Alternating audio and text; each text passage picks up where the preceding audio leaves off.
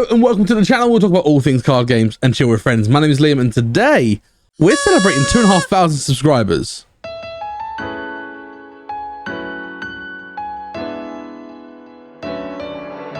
Now if you're new to the channel, hit that subscribe button, and if you enjoy this video, please let me know by hitting that like button. Check out my other socials, links in the description, and please consider joining and becoming a member by hitting that join button down below. But if you've been part of the channel for a while, and even if you've been relatively new, you would have noticed that we've gained a few subscribers, just a few. So back about a month ago, I sort of said, it would be amazing if we hit 2,000 subscribers by the English release of the Hololive OCG. And since then, the last few weeks, we've gained like 800 subscribers, putting us at now 2,700 at the point of recording this, which is absolutely wild. So I thought I'd just take an opportunity to do a bit of a short video, just a bit of a channel update, where the channel's going and what I plan to do with the channel, as well as offering a bit of an Ask Me Anything, because I did put a post out when we hit 2,000 subscribers saying, ask me some questions and I'll ask them to celebrate 2,000 subscribers. And then we've gained another 700 subscribers since then. Oops. So first, a bit of an update with the channel. So obviously, when I started this channel, I covered the anime card game Weisschwarz, made by Bushiroad, and I still love the game. I still enjoy it. But obviously, since I've been covering the Hololive OCG, I've not been making any content on Weisschwarz. Now, first things first, that doesn't mean I'm never going to do Weisschwarz content again. It's just no longer the focus of this channel anymore. And I've had a few people reach out saying, you don't do Weisschwarz anymore, you can't be Weiss and chill. And I had considered doing a rebrand, but honestly, I don't think I'm going to, and for a few reasons. Basically, one, obviously it's the brand that I've built over the last 3 years, and I'm incredibly proud of that brand, and it's kind of a legacy thing in that sense, in the sense of, even when I do streams and collab streams with, VTubers and other content creators, they all just nickname me Weiss, and that's fine. And I don't mind that at all. Like I always introduce myself as Liam. People do know my name, but obviously they see Weiss and Chill as my username on the game, and they'll call me Weiss. And I'm more than fine with that. And there isn't really a channel out there that's literally called Weiss. There's like a nickname or anything like that.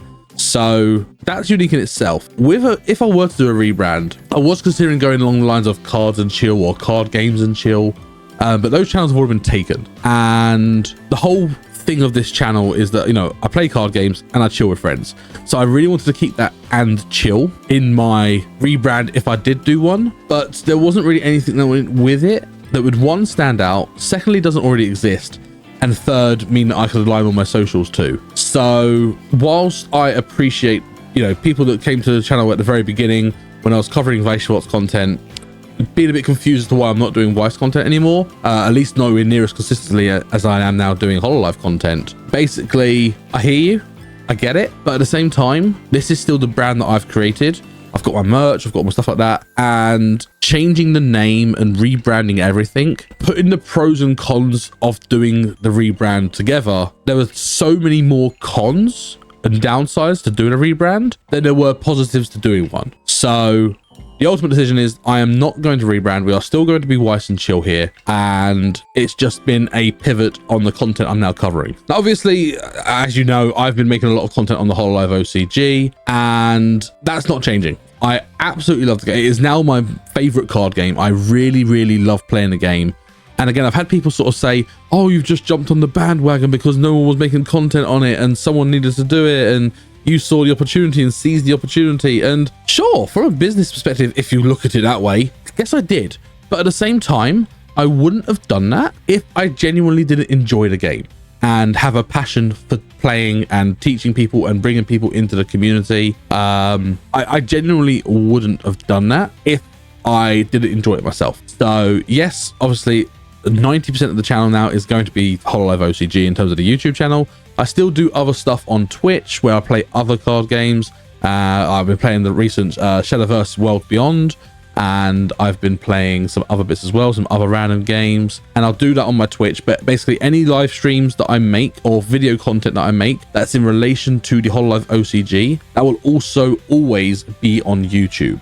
And sure, I think, I don't think I'm wrong in saying, and I don't want to come across as big-headed or anything like that. I really don't. I genuinely think that this channel has become one of, if not the go-to place for English speakers to learn about the Hololive official card game. And I'm really proud of that. I'm really proud that I've been able to create this community even further, or develop it and grow it even more because of this new game.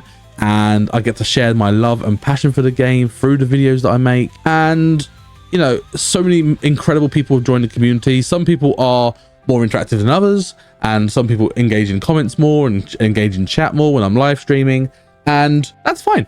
I am okay with you guys being as interactive or as passive as you like. As long as you enjoy my content, that's all I really care about. I want to be able to provide that space, provide that entertainment, provide the education and the information that people are wanting in regards to Hololive OCG. So if you've got any requests, please put them in the comments below, and I will do my best to make some content on it, providing I think that it's going to work.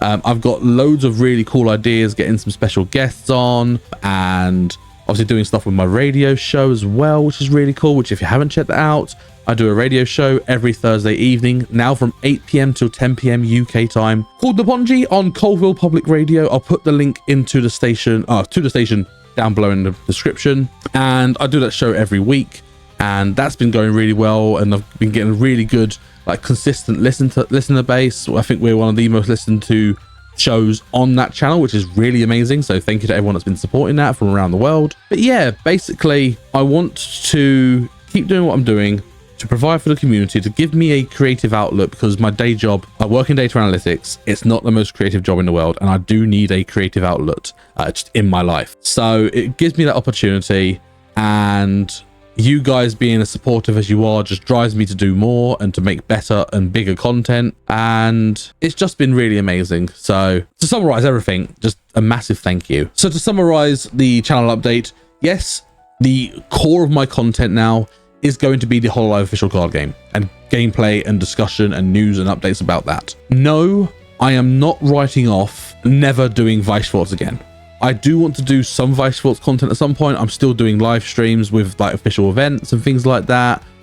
We've also got, for example, the UK Open, which is a grassroots event happening in August this year. I'm going to be live streaming and being basically the main MC and host, as well as organizing that. I'm working with Bliss Distribution in terms of the upcoming Bushy Road events, just to try and help them get the judges aligned and things like that, which is a really amazing opportunity, which I'm loving, and being involved in tournament organization and things like that. So it's not like I am quitting and leaving Weissports. That is not the case whatsoever. I still play quite actively, and I'm still doing stuff, maybe not directly linked to the channel, but other stuff for the Weissports community, especially in the UK, and hopefully to help, you know, hopefully help bring out more content that is available around the world for Weissports, and potentially other Bush Road games, potentially other card games. I don't know. So I'm not writing Weissports off at all. And yeah, we're on the way. If the current subscriber rate keeps going the way it is, we are on the way of hitting 3,000 subscribers before the release of the English version of the Hololive OCG, which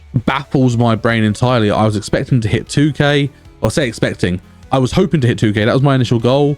And now we have absolutely steamrolled past that. So now that 3,000 is very much a possibility. So who knows? Again, I want to reiterate, thank you so much for your support. And thank you for letting this little weeb, well, big weeb, I'm fat.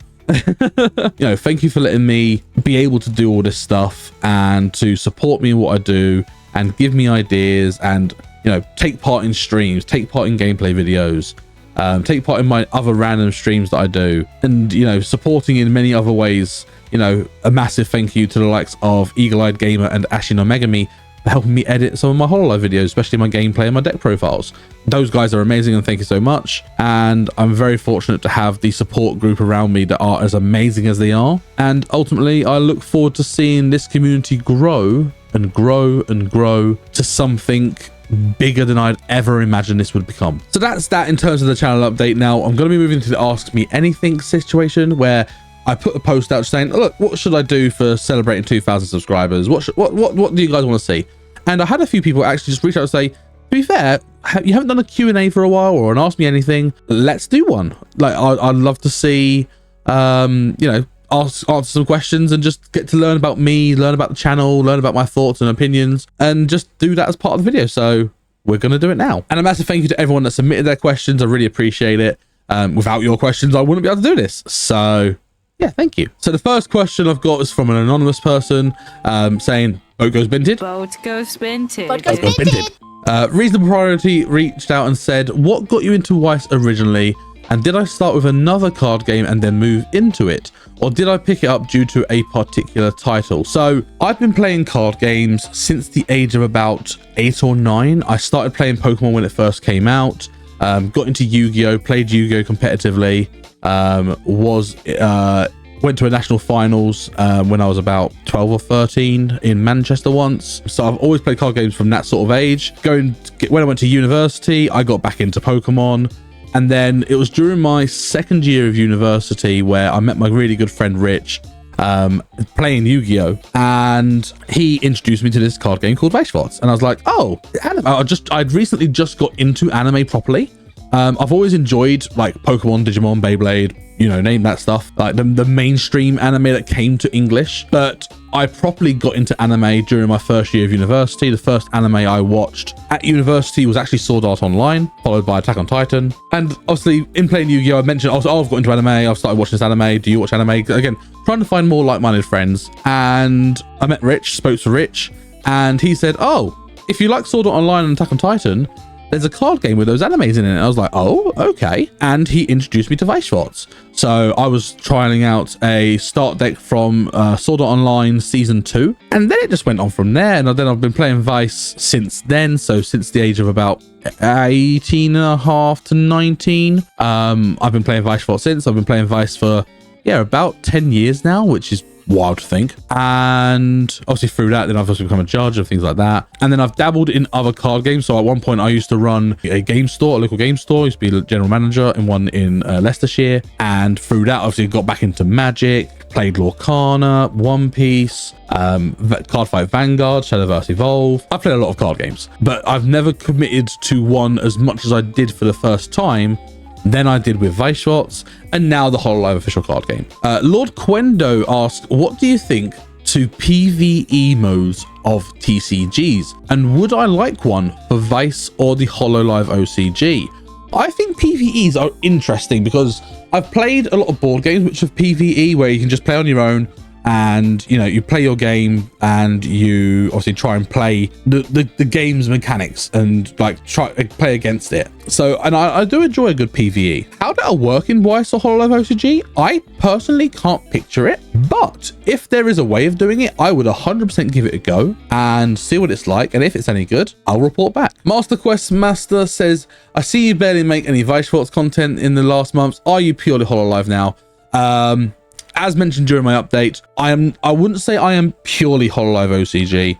I am probably 90 to 95% Hololive OCG now. I do still hope to make the occasional bit of Weiss content or collaborate with people to help make content on Weiss. But in terms of the main content that I will be putting out on my channel, the vast majority of it will be Hololive OCG. Rap for Sleven asks, what is my most memorable trip for a tournament? I would have to say one of them has to be obviously going to the World Finals in Japan when I qualified back in 2019. That entire trip was an incredible experience, and I don't think anything will truly beat that for the sake of I went to Japan. But if I was to look at maybe like a normal tournament, the most memorable one has to be when I went to Austria, and on my flight, so there's a few things that happened. So first of all, on my flight there, I went, oh yeah, I'm flying from East Midlands Airport. Cool. I know where I'm going. Get on taxi there, no problem. Got to the boarding gate, scanned my boarding pass. Invalid boarding pass.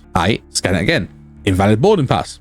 So I went to the help desk. I went, this doesn't seem to be working. I can't get on. And it's like, oh, that flight's for Birmingham International Airport. They're like, is this not Birmingham International? I thought East Mids was Birmingham. Bear in mind, I am not from the Leicestershire area or from the East Midlands. I'm originally from down south. And they were like, no, that's a totally different airport. And I was like, oh no.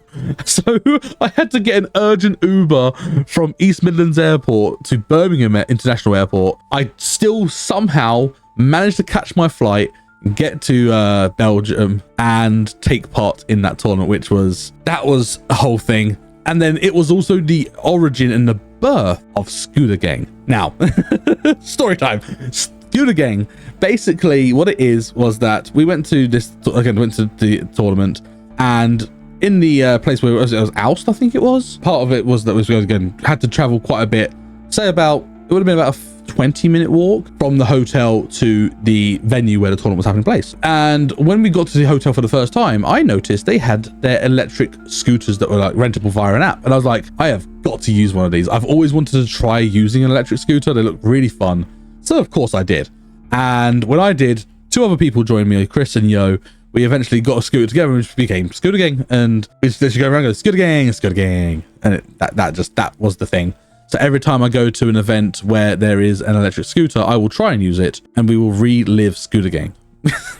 On a side note as well, Rap to Sleven is actually the owner of Ultra Rare Emporium, my sponsor, where if they are basically the Costco of trading card games in the UK and Europe. If you want to check them out, my link for them is in the description. And if you want to sign up for a subscription to get the best rates on sealed products for most card games, make sure you let them know that I sent them, just in the referral, put just Weiss and Chill. And it means that I get points that I can do giveaways with. And yeah, it just helps out a lot. Mizukazi is asking, is there any gacha game that I actively play? I would say the ones I'm playing at the moment, I guess Pokemon TCG Pocket is technically a gacha. So I would class that as one. The new Shadowverse Worlds Beyond I'm really enjoying. I would class that as a gacha game.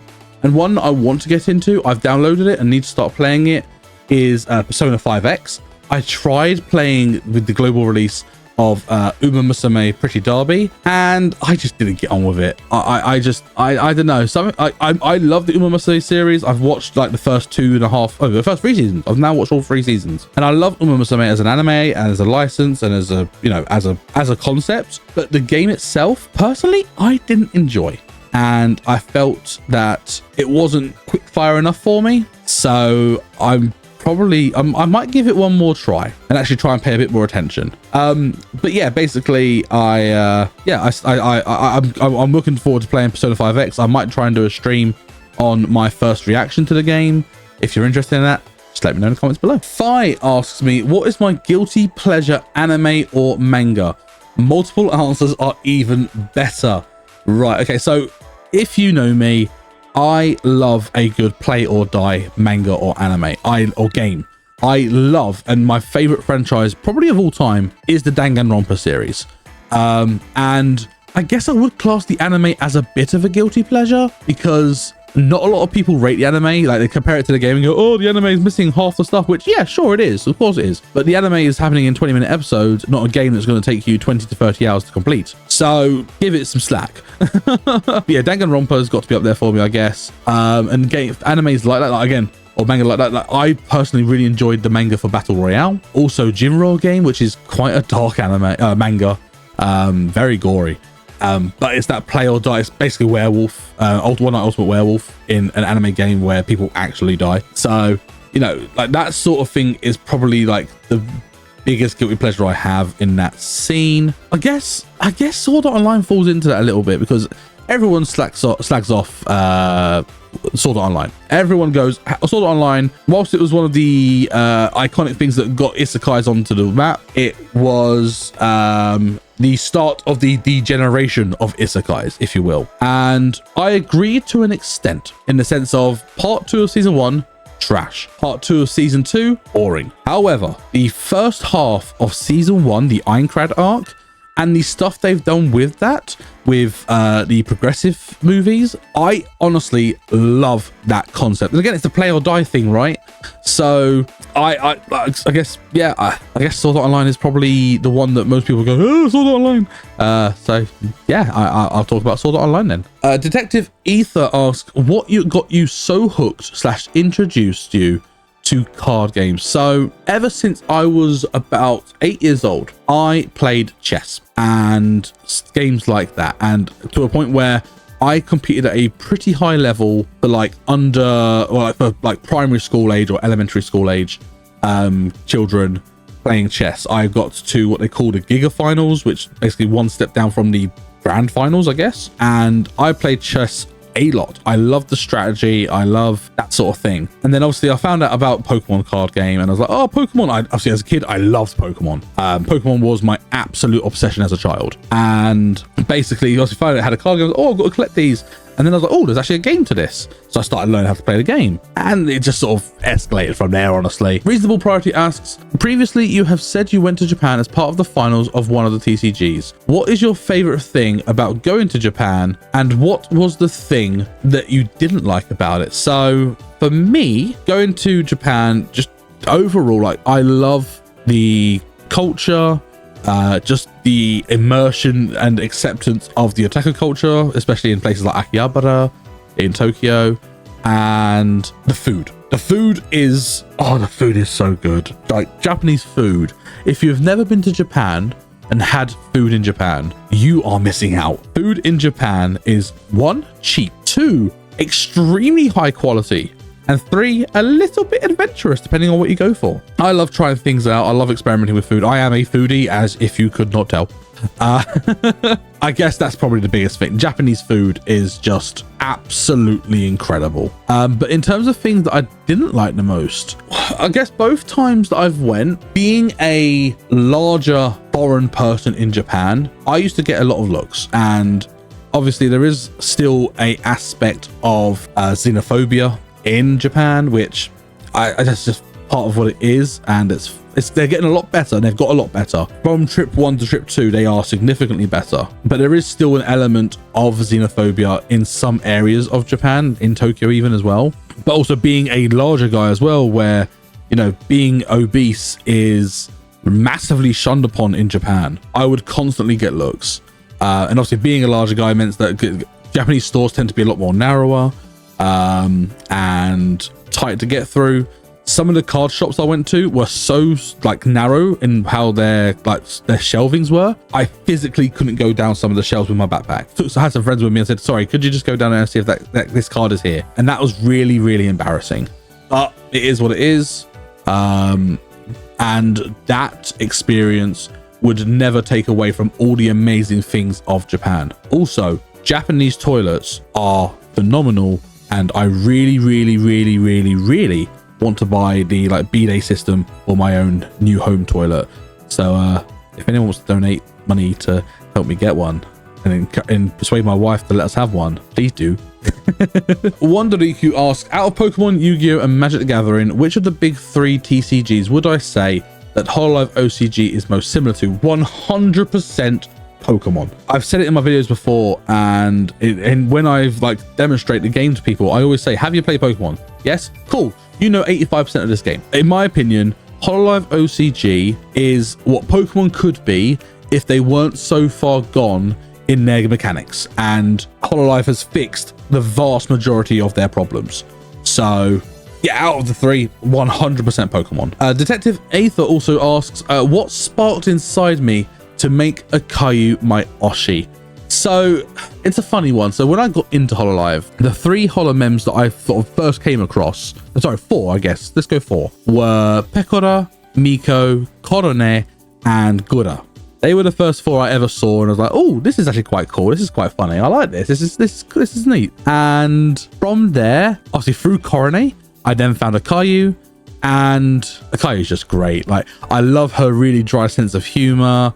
I really love her design. Her design's really cool. You know, cat girls are really cute, and cat girls are cool. I like cats. And her songs are really good. I love a Caillou's songs. Her voice is really, really unique and awesome, and I love it. And then the collabs she's done with certain people are just absolutely amazing. For example, there's always one that I refer to, which is when it was a Caillou and Fubuki, and Fubuki was like, oh, give me a massage, a Caillou, okay. And the Caillou goes, okay, massage time, and Fubuki's like, if I'm ever having a bad day, I've literally got that audio clip bookmarked on my X, and if I'm having a bad day, I will just listen to it, because it just makes me laugh every single time. And the animation that went with it, someone did a fan animation of that clip, is amazing. It's so damn funny. But yeah, I guess a Caillou resonated with me a lot in terms of, you know, the way that she is with her humor, the way that she interacts with people. Her songs are really cool. If you actually translate the lyrics are quite meaningful. Yeah, and she's got decent content and assets. Yes, we'll call it that. And finally, Detective Rex asked, among all the card games I've ever played, what is the best one in my opinion? And I'm not just saying this, Hololive OCG. Genuinely, I love how the game plays. I think that the artwork on the vast majority of cards are absolutely amazing. I think that taking the Pokemon TCG, like the game, Pokemon TCG is great in most ways, and I love the Pokemon TCG. I used to play it a lot when I was younger. But the Hololive OCG fixes the problem that Pokemon had. It has amazing art, the theming of the characters, their effect design, the art names, the awareness of the community, and the memes and content that have come out of Hololive. It is just absolutely spot on. The general theming of the game is really, really good. The way it plays is really, really good. And the fact that we're in set 4 now, and we are already seeing that there's going to be a rather diverse meta, is really encouraging. So yeah, without trying to be biased to what I'm currently covering, genuinely, the Hololive OCG. And those are all of the questions. So I guess if you have any other questions that you would like me to ask, put them in the comments below and I'll do my best to reply to as many as I can. But that's basically it for this video. Again, thank you so much for getting the channel to where it is now with its subscribers. Again, at the point of recording, we're now at 2,700, and the fact that 3,000 subscribers is now very much a possibility by the English release on July 11th. It absolutely blows my mind when I was originally looking at 2,000 subscribers and being lucky to get to that even. So yeah, honestly, thank you so much for your time. Thank you so much for your support, and thank you for engaging and just being such an awesome community. But like I said, that is the end of this video. Thank you so much for watching. Again, if you are new here, please consider hitting that subscribe button, and if you enjoyed this video, please let me know by hitting that like button. Check out my other socials, links in the description. And again, if you want to support the channel by any means, please consider becoming a member and hitting that join button down below. You can do it from as little as £2 a month, and that's support goes into getting products open on stream and stuff towards the content. It goes straight back in. So yeah, please consider supporting the channel that way if you can. But that is it for today's video. Thank you so much for watching, and I look forward to seeing you in the next one. Bye.